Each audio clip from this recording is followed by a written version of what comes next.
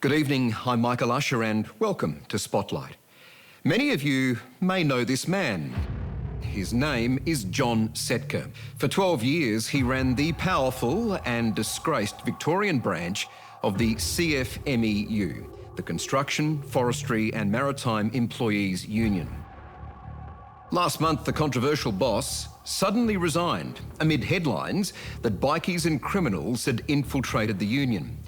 Tonight, John Setka breaks his silence and reveals to us an explosive secret deal between the federal government and the union, a deal that has now blown up in Setka's face. On assignment for Spotlight, here's 7 News reporter Sharnelle Vella.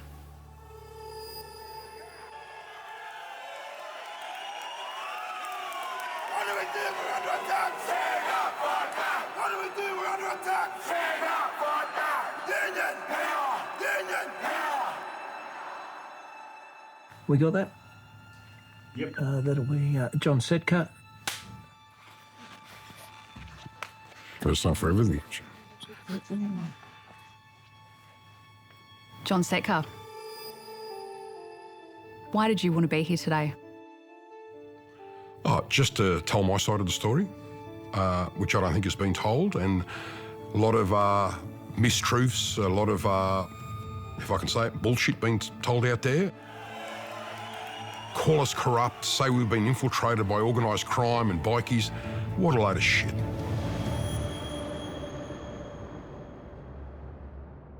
You're the head of the most militant union for all those years, and you're telling me you've never seen corruption, you've never seen anything that crosses a line.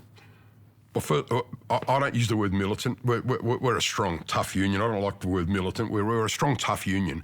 And look, I have seen things in the past. We've had our own issues in there with people, and we have, over the years, we have dealt with a lot of issues. We have removed people from office. How have you dealt with them? We've dealt with it internally. I mean, when you say we deal with it, what does that look like? well, sometimes people are removed off jobs. Sometimes officials are removed from their positions. And depending on the seriousness of what they might have done, I mean, sometimes people make silly mistakes. And sometimes people are put on the bench, you know, for maybe 5 years or 6 years and sort of try and reform themselves. Are they threatened? Do people feel threatened when you're dealing with them? Look, I don't threaten people. If I threaten people, I wouldn't be in this job now. I wouldn't have lasted this long. There are people that looked at the allegations, that heard the words corruption, kickbacks, standover tactics and said that's been going on for years. The CFMEU is being accused of handing lucrative taxpayer-funded construction jobs to members of outlaw motorcycle gangs. You're sitting here today saying that's all lies. Can it all be a falsehood? Is that possible? Look, there's probably some elements of it that, I mean, not to the extent that it's made out. I mean, that we are run and fully infiltrated by organised crime and bikies, that is just absolute bullshit. That is not true. That has never been the fact.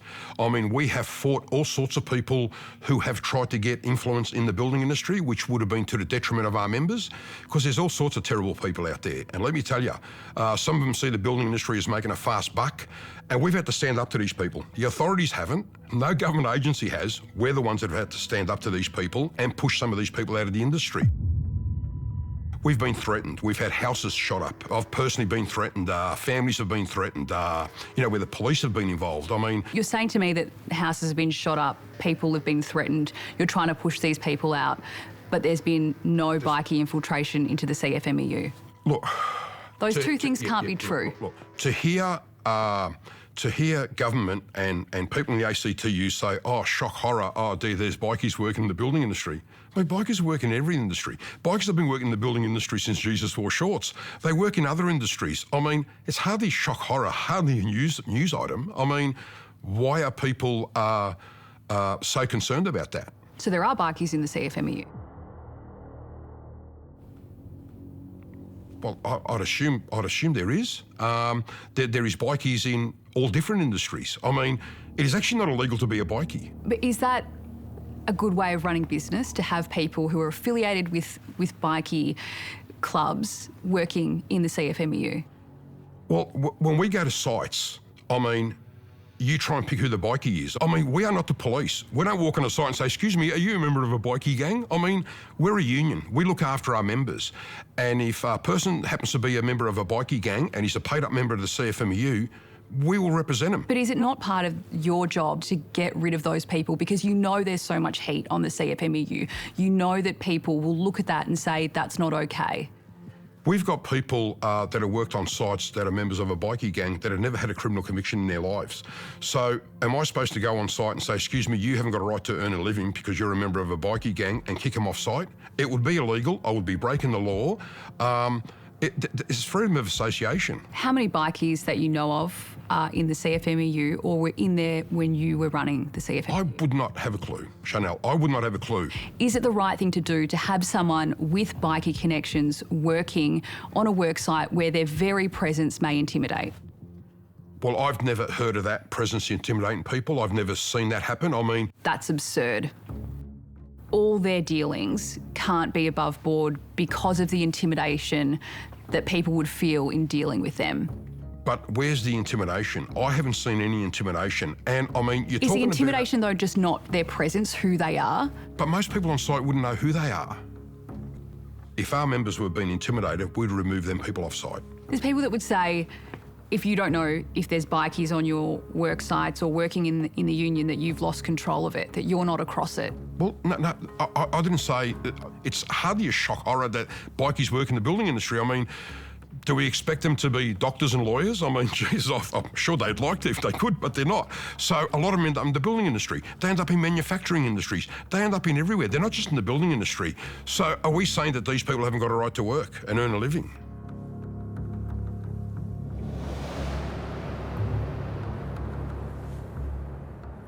Do you have to pay the CFMEU to work on your sites? Gee, I wish they did. I wish they did have to pay, because we'd be a very, very rich union. I have never heard so much horse shit in my life. There's recordings making it clear in no uncertain terms, you got to pay us some money and we'll sign off your EBA. An EBA, or Enterprise Bargaining Agreement, is a deal between an employer and employees governing pay and conditions at a workplace. It's alleged the CFMEU backs those workers with union-backed EBAs. So there's a fee to get the EBA. Yep. I think the upfront fee is cash. But all you got to do, I told you, pay the boys, make sure they're okay, and that's it. That's business. And everybody else. But why would people want to pay someone to get an EBA when you can just walk in off the street and get an EBA for $1,100? So to your knowledge, no one has ever had to pay extra or overs to get an EBA? I've heard people pay individuals to help them get an EBA, which is beyond me. I don't know why they do that. But you've heard of that happening? Oh, look, I've heard rumours, but the building industry is full of rumours. I mean... It can't all be rumours though, John. It can't all be rumours, and it can't all be lies. Oh, look, there's obviously where there's smoke, there's a bit of fire. I agree. I'm not saying the whole building industry is squeaky clean, not by a long shot. I mean, the building industry has its problems, and it always has, and it always will. In 100 years, it'll still have its problems, just like any other industry does. So is it possible there are people within the union who are collecting cash saying this is what you need to pay to get your EBA? I'd be very surprised if that was the case.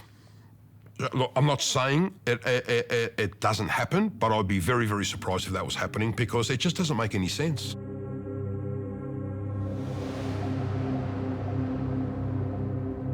One of the most damning pieces of evidence against John Setka is this video. That's him dumping a suitcase in the driveway of fellow union official, CFMEU Assistant National Secretary, Leo Skordumbis. Written on the suitcase, Leo the dog.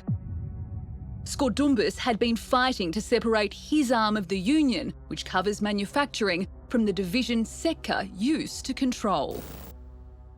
What are you doing there? Dropping off a suitcase. To who and why? Well, I'm dropping off a suitcase to Leo the dog, which is, by the way, his suitcase, and he lives around the corner from me, and I live in West Footscray, he lives in West Footscray, he's been to my place, I've been to his place. So it's hardly a shock horror that I virtually drive past his place every day on the way to the shopping centre to do my shopping. It was his suitcase and I dropped it off and I wrote Leo the dog on his suitcase and I dropped it off in his driveway. Why? Because it was his suitcase. John. It was his suitcase and I'm being honest, I'm not lying. What's clear from John Setka and what we've also discovered is that this was a personal domestic dispute, not just a union dispute. The bad blood that led to the message being scrawled across the suitcase is Setka sending a message to him personally. And we have confirmed with a number of sources that this is the situation. Were you doing it to threaten him?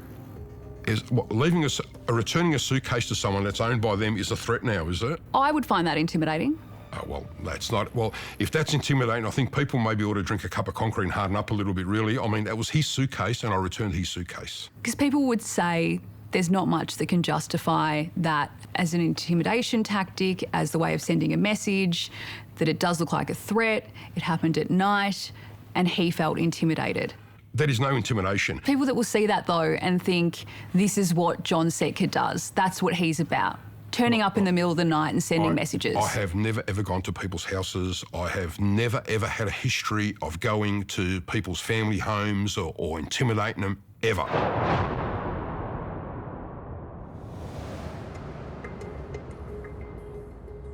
The Prime Minister welcomed your exit from the CFMEU. Good. John Setka has no legitimate place in the Labor movement. What did you make of that? I couldn't really care about Albo. I mean, Albo's got more problems than me, let me tell you. I mean, you look at the polls. I mean, this is a factional hit. Is it a factional hit, though, or do you not like it because he's calling out bad union behaviour? It's not. There's not one shred of evidence to back up what he is saying. When was the last time you spoke to Anthony Albanese?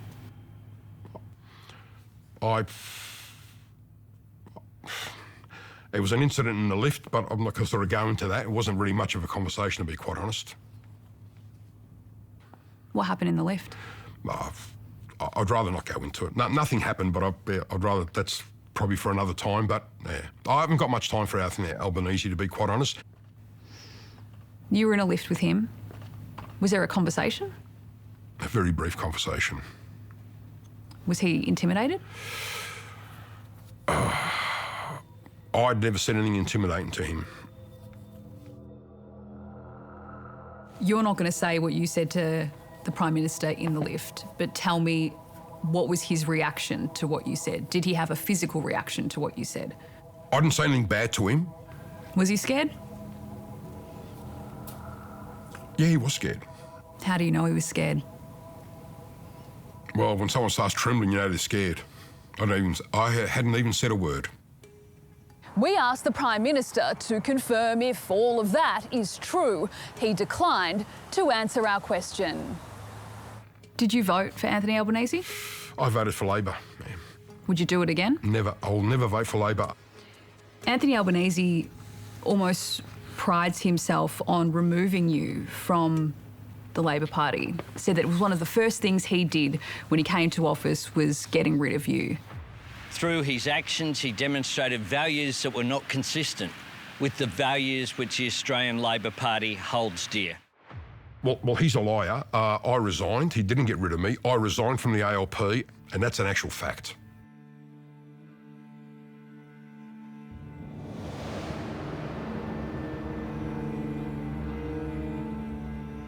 Domestic violence. Some really awful messages that you sent to Emma.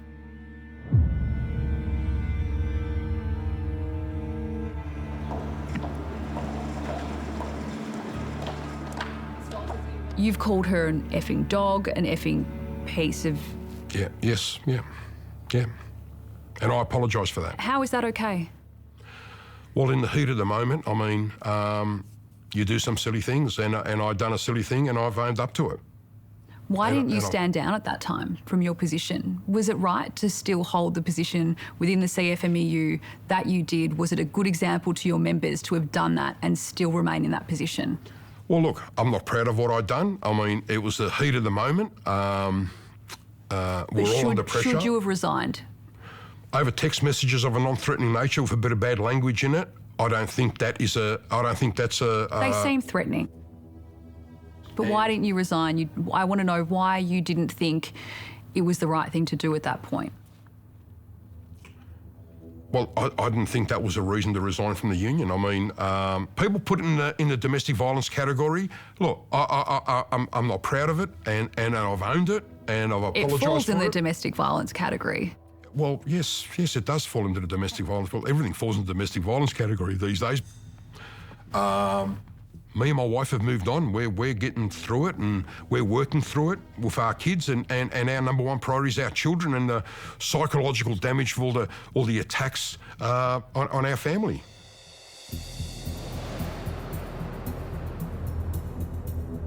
It's come to our attention that there are threats against you. Can you tell me about those threats? Well, there is serious threats against me at the moment. They're really serious allegations. Yeah. Who's making them? I don't know. I wish I knew. I don't know. You say serious threats. I want to break down what serious threats means. Is that a threat to your life? Yes. There are people that want you dead. Probably. How certain are you of that? As certain as you can get, where it's been taken seriously. Who would want you dead, though? I don't know. I don't know. Are you worried about... Of course I am, yeah. Yeah, I take it pretty seriously. It's a pretty hard industry, and we've had to fight for everything. Everything that we've got in our industry, we've had to fight for. And we've made a few enemies along the way, and you do make enemies along the way.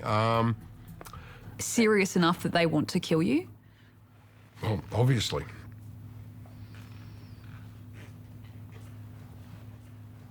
What do you do then to protect yourself and to protect the people that you love and the people that are around you? Because is everyone around you at risk? Am I at risk because I'm talking to you? I don't know. I really don't know. I don't know how. I mean, there's...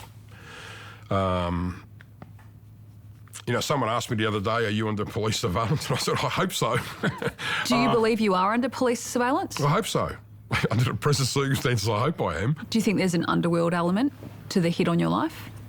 I wouldn't have a clue. I wouldn't have a clue where it's coming from. I don't know. Sometimes it comes from the least place you think it comes from. I don't know. Up next, the secret deal exposed. Was John Setka outplayed by enemies in the ALP?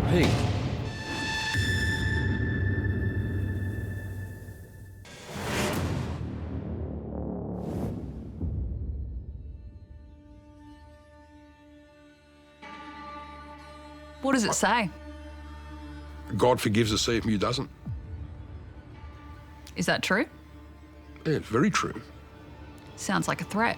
Oh, well, gee, these days everything's... You say hello the wrong way, it's a threat these days. You can't help but think John Setka likes making headlines and sending messages. But tonight, a headline he may not love so much. We can reveal a secret deal made between his beloved union and the federal government. It's a deal that blew up in Setka's face, leaving him without a job and putting the construction division of the CFMEU under administration.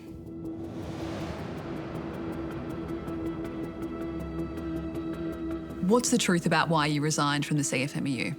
The truth is there was a deal struck. I offered myself when I heard that there could be an administrator appointed. A deal struck between who? Between our union, our national office, and my understanding was Burke, Minister Burke, and Sally McManus. We go through that deal from the start. So you resign on the Friday. What were the conversations that you understand happened before that, and exactly what deal was struck? Conversations were that there would be administrators brought into the Victorian branch, and I don't know much about administrators. I thought, they're just going to bring in some bureaucrats that are just going to cost the union millions of dollars. And, you know, I said, you know what? I'll go. I will pull the pin today, but they leave the union alone. My job is to protect the union, so I said, I'll leave today, but they don't bring administrators in. And you say that to who, and that person passes it on to who? To our National Secretary, Zach Smith. I then went to the office along with Derek Christopher, we were there, and we were waiting for the reply. This was all done at the ACTU's office in the conversations with Burke, and I assume Sally McManus been there. And at 20 to 6, the call came through, yes, there's a deal. Now, when you do a deal with the government, you'd expect them to honour it, especially when the comments that come out of Burke's mouth are, and there'll be no surprises. He said that? Not to me, but that's what everyone tells me, that's what was said. And what proof do you have that that deal was done? Well, the whole National Executive, all the secretaries all know about it. How did you feel when you saw that administrators were being appointed? I was absolutely disgusted. I think Tony Burke has betrayed construction workers in Australia. I mean, the Albanese government, they've all betrayed construction workers, and their evidence was newspaper clippings. So was there a deal or not? You would think it's a simple yes or no from the government. But we had to contact Tony Burke's office twice for a clear answer, which we never got. Instead, we were referred to previous statements, but there was no denial that a deal had been done. What have you learned throughout all this? I've learnt, well, I learnt that a long time ago, never trust politicians. That's it?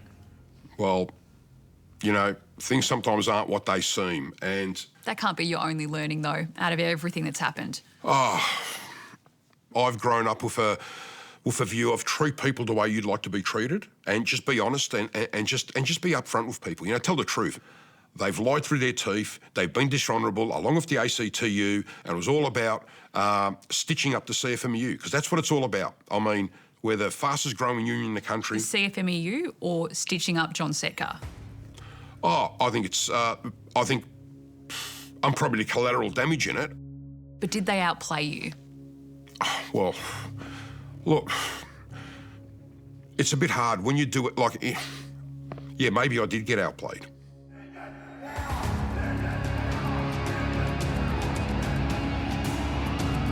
Are there things you would do differently now on reflection about how the union was run? No, I wouldn't.